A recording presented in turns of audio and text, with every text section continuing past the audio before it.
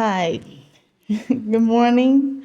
My name is Suelen Kalonga. In this session today, I will instigate us to think about the way we formulate our research questions and propose a change that begins with one single word, but carries with it ethical and structural implications. Let's go. Colonel Mustard with the wrench in the library. You probably heard this before. It's from Cluedo, a classic murder mystery board game. I loved playing this when I was a child. And well, it starts with a murder, right? A crime that already happened. And the game proposes that we, using logic, retell the sequence of events and discover who killed, with which weapon, in which room of the house. Who, how, where? That's why Colonel Mustard with the wrench in the library became this staple of pop culture. This is one of the possible results in the game.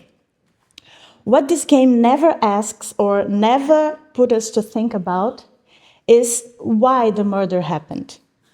And this always intrigued me because it doesn't seem something trivial in the theme of investigations. In real criminal investigations, identifying the motivation of the criminal is sometimes the decisive step. Not only to solve the case, but also to understand the system that produced the crime, and for the sake of public policies, to find ways to prevent it from happening again. That means that it is critical to understand why it happened. Not only to reconstruct the events that tell what happened or how it happened. And much of what we do as art historians is very much alike in Cluedo. We are most of the time asking how this object was acquired or collected, how did it enter the collection, how was it transferred, how is the system of classification, how did this object circulate? And we got so good at mapping the entire trajectory. Over the last decades, provenance research has become increasingly central in our work. It is absolutely necessary and it responds to a clear social demand. But its structural limits are now visible and intensely debated in our field. Mastering the history of objects is crucial, but it's not the whole history.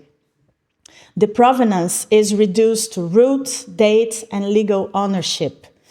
And the colonial violence risks being treated as a technical problem.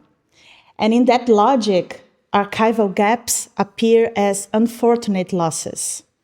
And we lose sight of a crucial question, whether those absences are themselves historical symptoms, evidence of how violence organized knowledge and its erasures. So today, I will propose a shift in emphasis from how to why, from reconstruction to motivation, from an art history centered on objects to an art history concerned with the conditions that make the presence or the absence of these objects possible in museums' collections. This is not a methodological preference only, but an ethical commitment to exposing the structures that make some histories legible and others unthinkable. An engaged art history is committed to a socially just world, and that requires destabilizing institutions in order to rebalance the power relations. The how is traceable and absorbable. It helps institutions adjust their procedures while remaining stable. The why unsettles. It exposes layers of meaning that are usually kept out of public view. There are different ways of working with the why. One of them is what we could call a classical research puzzle. I am putting here one reference if you want to follow it. It is when something does not match what according to the knowledge of the field should be there. I'm giving my own trigger question for my PhD research here as an example. I started with why the 19th century cultures and practices of Black people in Brazil are so scarcely represented and so poorly documented, while indigenous cultures from the same regions are abundantly described, mapped, photographed, and collected in one specific museum. But I want to focus on another use of why, one that is simpler and radical. It is not rhetorical and not abstract. It is inspired by the curiosity of the 5-year-old children. But to be fancy, let's call it recursive why inquiry. It's the exercise of asking why, answering, and then asking, but why? Again and again and again. Like peeling an onion, each layer doesn't broaden the question, but deepens it, until the internal logic of the explanation becomes revealing. Each answer must directly explain the previous one, and then we do exactly like children do. We refuse to accept because yes and because no as final answers. I was that child. When the explanation collapses into contradiction, an absurdity, or an ideology, then the why starts to work. And I will show a concrete example. What do you see here are 3 glass jars containing rice. Whole rice, and peeled broken rice. They date from the 19th century and come from the west coast of Africa, and they are now part of a museum collection in the Netherlands. I will propose a sequence of questions to these jars. The answers I offer here are hypotheses, and they are not meant to be exhaustive of this topic, but provocative.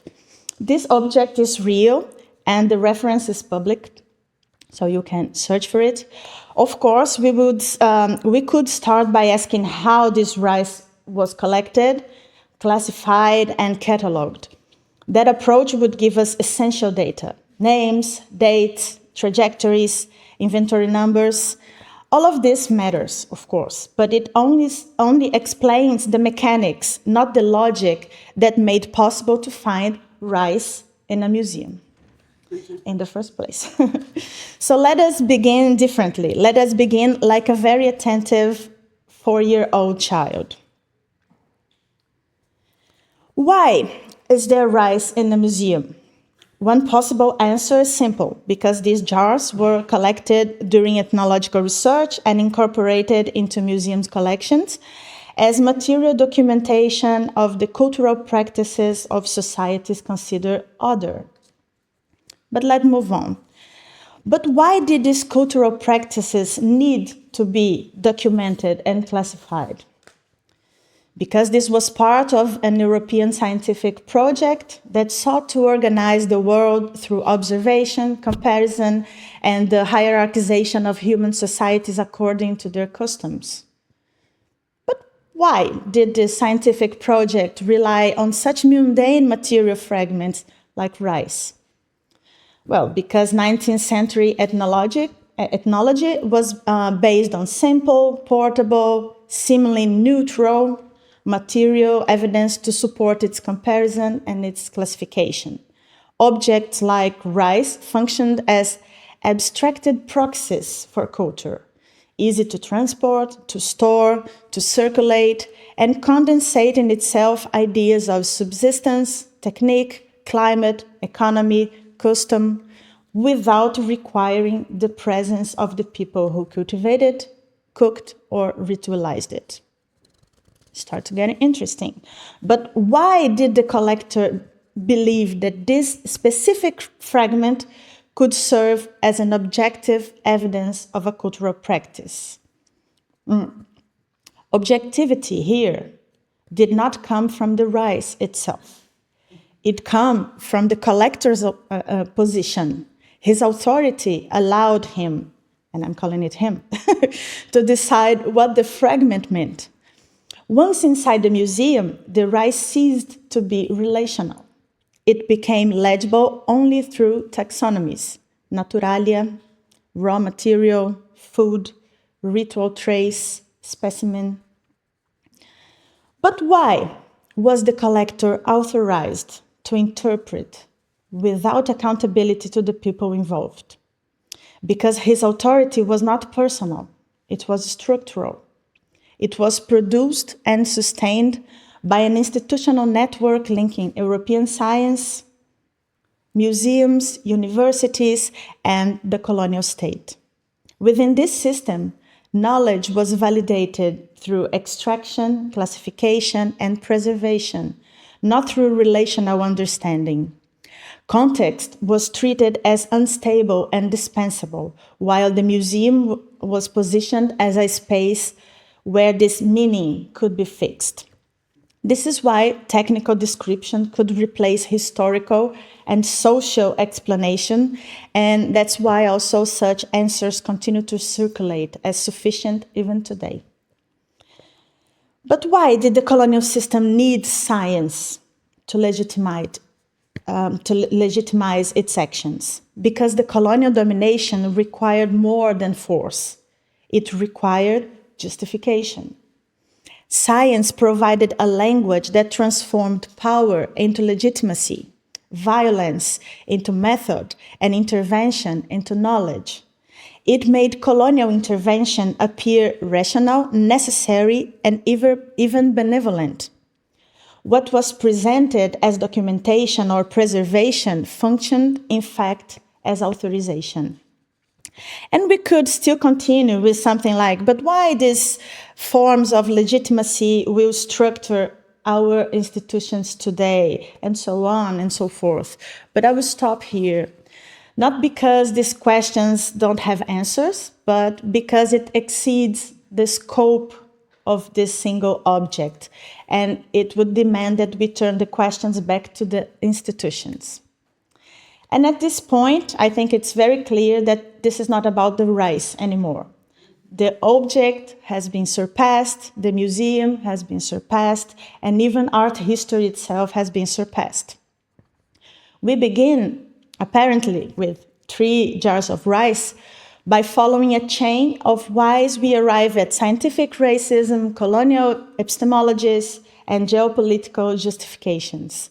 The question stopped being museological or disciplinary and began to intersect with other fields of knowledge. This is where the why shows its strength. It is always uncomfortable, more uncomfortable than the how, and precisely for that reason, more necessary. Asking why does not take us away from the object, it takes us through the conditions that made it possible. Perhaps the most sensitive point in all of this is that we often treat the current standards of our discipline as if they were neutral, and criticism as something that comes from the outside, but I propose inversing this logic. Questioning the why is not politicizing the method, it's historicizing it. It means recognizing that what we call rigor also has a history. Questioning the why, it's not an external critique of the discipline. It's an internal act of historical responsibility. Looking back to the past, in this sense, it's not about recounting how things happened. It's about understanding why they happened that way, and what this still makes possible or impossible today and in the future. How we explain the past shapes which futures our institutions be able to imagine. Now, going to the end, I want to share something I came across while preparing this presentation. The Instagram account of Africa Artists Foundation, I have the reference there, published a post titled "Future as a Form of Governance." It offers sharp insights on how our work in the arts mediates the relationship between the collective future and the institutions that claim to safeguard the past. I will read only a few words. You can find the complete text on your page. Quote, "Who owns the future when the past has not been repaired? The future is spoken of as simply ahead of us, open and neutral, something waiting to be imagined. But it almost always arrives already claimed, already shaped by decisions made long before those living in it had any say. In this sense, the future is less a horizon than an inheritance structure, unevenly distributing possibility and burden. Repair and restitution are frequently framed as ways to move forward. Objects are returned, statements issued, new chapters announced. Yet repair is often treated as an event rather than a condition. Objects may move, but jurisdiction rarely does. Visibility is offered as justice, even when unresolved histories are made usable. Repair is being used to clear the ground for a future that the same institutions still intend to control. What if repair is something that permanently alters what you were allowed to do next? The question then is not who imagines the future, but who gets to declare the past finished. A repaired past would not produce a lighter future, but a constrained one that carries obligation forward." End of quote. And it's precisely this shift, reopening history, moving from the object to the motivation for its collection, from the event to the engine, that makes the why not just a way of reading the past, but a way of disputing who has the power to close it, and with that to shape the future. And so to conclude, I return to Cluedo to say that it is important to know it was Colonel Mustard with the wrench in the library. But solving this crime is not enough if this house continues to produce victims. Thank you.